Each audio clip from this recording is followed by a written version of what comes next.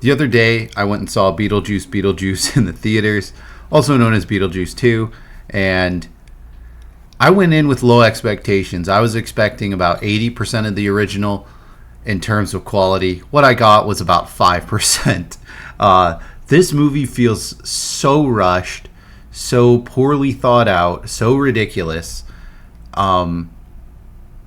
So much of the characters don't work. I don't know why Jenna Ortega's even in this.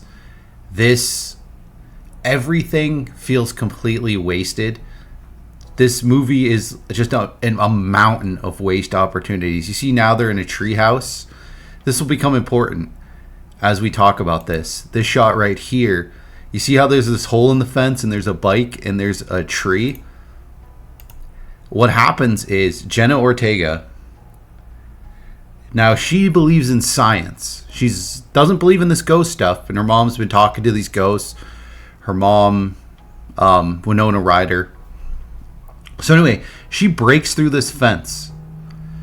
This like 6 foot tall, heavy duty fence on her bike. You can see the boards on the ground here. She comes blasting through this fence, goes down this like slight hill, falls off. Her bike goes this way. Her upper body and head slam into the tree. Now, how she survives this, I don't know. I thought she would certainly be passed away, as she just kind of gets up from this and starts talking to this guy in the tree house. And my goodness, her character in particular is so disastrous, as she doesn't believe in ghosts. She eventually goes back out with this guy later on and has her first kiss ever with somebody. And this results in her levitating in the air, as this guy's not actually alive.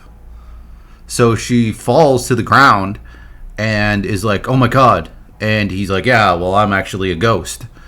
And so her, being the person who believes in science, doesn't believe in any of this ghost stuff, accepts it when he says, oh, well, you can help me come back to life. Say this incantation. We're opening this portal to the afterlife. And hey, walk through this portal with me. And she just does it. She just does it. No reason as to why. No explanation. She just does it. Winona Ryder she's like has some ghost show where she helps people talk to their passed on loved ones. So she's just somehow exactly how she was as a teenager in the original. No development whatsoever. She just you don't even get the like Tim Burton visuals that you kind of are expecting at all. Like, certain things have the aesthetic because it is Beetlejuice. Like, the character, the Michael Keaton, you get that, right? So you get like a small percentage of the visuals, but overall it's just like CGI, very generic, very low effort. Beetlejuice himself is wildly toned down. Literally, he's got like no edge to him. Danny DeVito has a cameo for a minute and is way more edge than Beetlejuice has throughout this series, or throughout this film. There's another weird part that stood out to me is they go to this soul train, right, in the afterlife, and it's just a bunch of African Americans dancing. And I get it, reference the Soul Train, okay. But literally, it's like they felt as though it would be racist somehow if any of them were in any state of death, which doesn't make sense because the afterlife, this is in the afterlife in Beetlejuice, where people are like decapitated and all messed up because they are as they were when they passed away. It doesn't make any kind of sense. You have this villain that shows up, this like woman who staples herself together, who is the main. There's two main villains. There's Jenna Ortega's ghost boyfriend, and there's this woman. Now this woman Beetlejuice is very afraid of. We don't find out why. And she just simply gets defeated because at the end, Jenna Ortega, out of nowhere with no explanation, figures out how to summon the sandworm who just takes her out. So literally, she is almost like this woman's like not in the movie practically. She's just there early on, scares Beetlejuice, and then at the end, for a quick minute, Jenna Ortega summons a sandworm, takes her out. Completely useless villain. And also the Jenna Ortega's ghost boyfriend. Beetlejuice just pulls a lever and erases the guy. It's so pointless. Everything's so pointless. Like, you have Halloween night in the Beetlejuice, in a Beetlejuice movie, and in no way is it it's completely unutilized.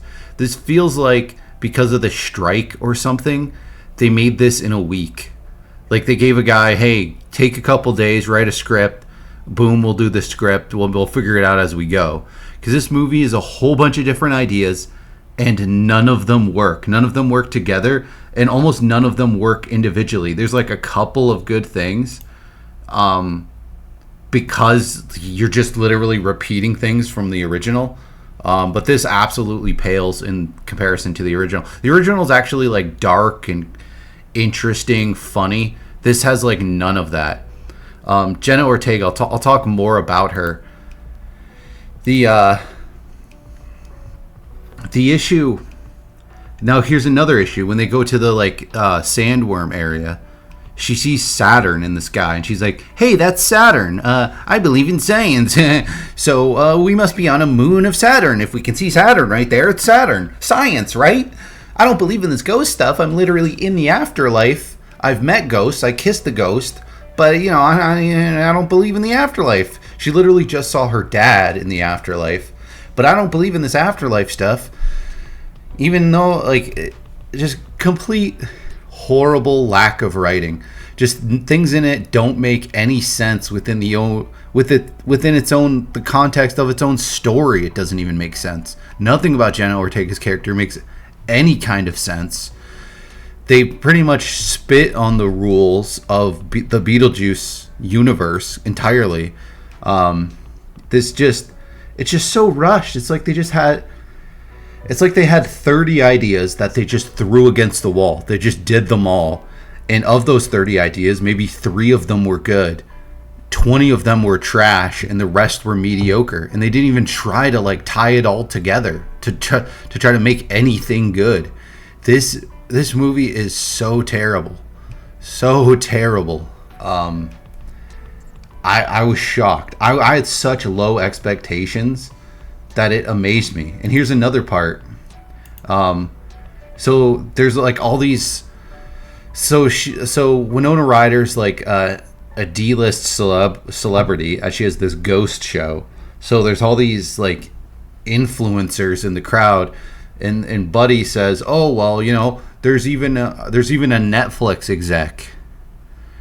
Oh my God! The last thing you ever want to do in a bad movie is mention a good movie, because that instantly draws comparison. Not only throughout watching this movie are you going to be comparing it to the original, which is superior in every possible way, but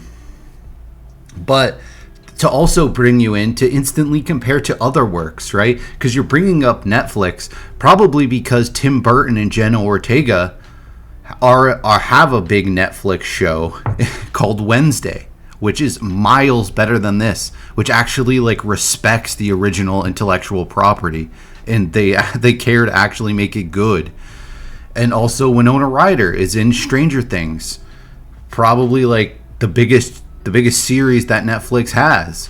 So don't make me think of your better horror themed content that these people are in that is way better than what I'm watching, because it just makes me think, oh yeah, that's right, I'm pretty deep in this movie, but I kind of forgot that I actually do like Winona Ryder and Jenna Ortega. I wish I was watching them in those things. I wish I was watching Netflix and not this crappy movie. Yeah, just don't watch this.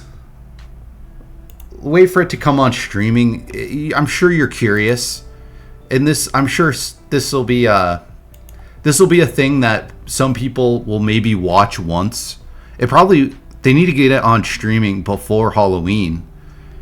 I would say put this in your rotation, not your rotation, but make this one of the movies you watch on Halloween season one time, because you're curious, maybe once.